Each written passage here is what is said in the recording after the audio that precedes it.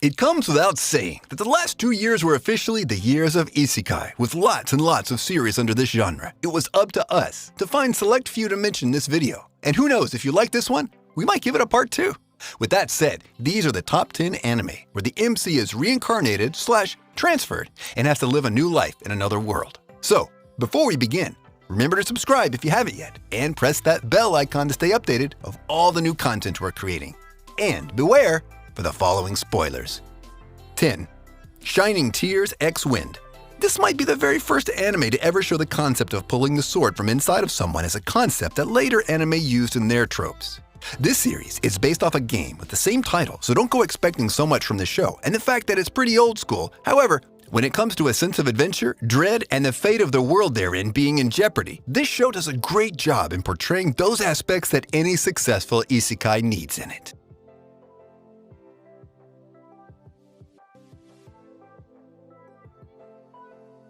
9. Kinja no Meigo, Wise Man's Grandchild. Sheen is famous for a lot of things, and mostly they have the same source as Caretaker. The legendary hero Merlin, the savior of millions, is his grandfather, and this leaves very big shoes for him to fill in. Ever since the day he entered the magical academy, he was the talk of the town with rumors surrounding his origin. And even though they doubted his abilities at first, he later proves to everyone just how much of a capable magician he is.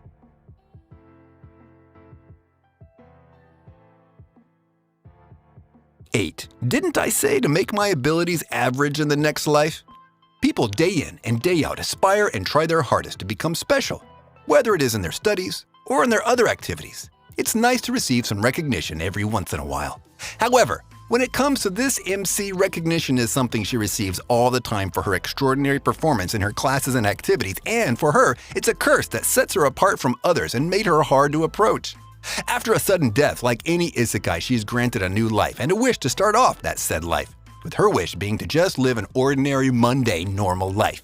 She didn't wish for powers or world peace, she just wanted to live a normal life like anyone else, but that god was an idiot and granted her powers that can rival even gods, causing her a lot of misfortune and unwanted encounters along the way.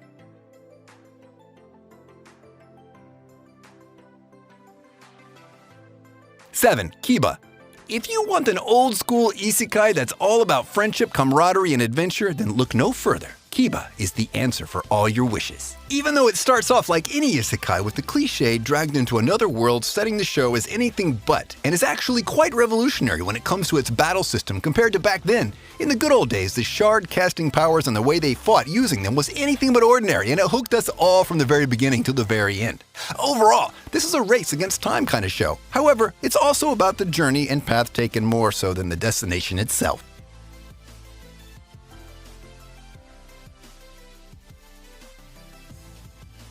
6. Isekai Izakaya, Japanese food from another world. As a first impression, this might seem like any other normal restaurant famous for certain types of cuisine. However, if you look a little bit closer, you'll see that this restaurant is more than what it seems, with the special ability of bending the rules of space and time and traveling through worlds. And for some reason, in all those worlds, this restaurant is known and famous for its Toriyazu Nama.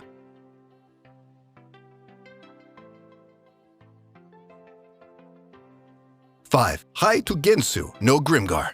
This series is all about the wrong things that can happen in an isekai and how it can be a traumatic experience to others. Rather than an upbeat mood as they always use in isekai, this show is more about the bad things and the what-if scenario of how things went so wrong so fast to the point those people that got isekai lost one of them. It has a very realistic kind of view to the circumstances they're flung into and how they'll try to find a way to survive in this world.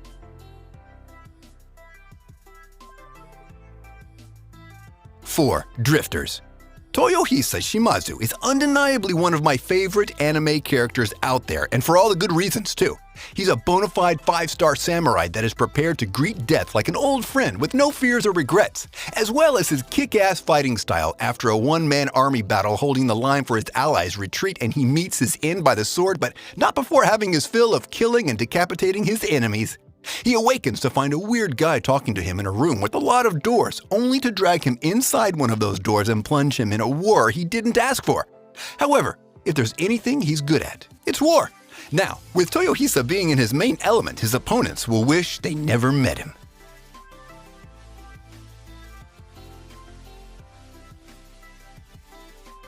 3. Yujo Senki, Saga of Tanya the Evil. Yujo Senki is practically God playing a prank on someone and enjoying it. The main character on his deathbed refuses the existence of God or a higher power only to be taunted by the Almighty and played into a game he can't win. Next thing he knows, he's reborn as a lowly girl in an orphanage that later becomes one of the strongest, if not the strongest soldier in the army and nation she's fighting for, with the ability to shoot freaking kamehamehas from a goddamn rifle.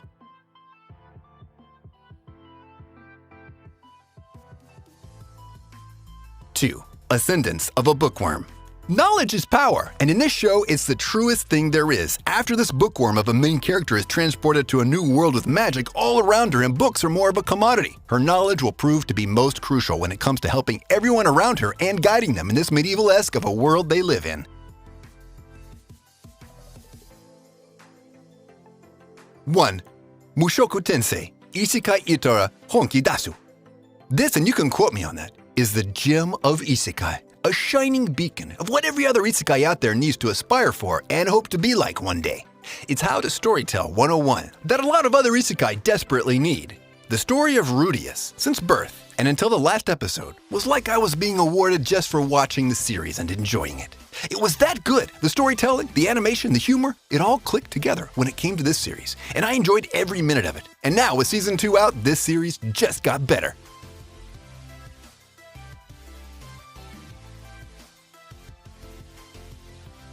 And with this, we conclude our video. If you enjoyed this list, I want you to smash that thumbs up button. And if you haven't subscribed yet, be sure to subscribe and press that bell icon to keep you notified of all our new videos. Also, comment down below on the anime you like the most on this list and if you're planning to watch any of them. And if you have any suggestions, place them in the comments as well. Until next time, see ya!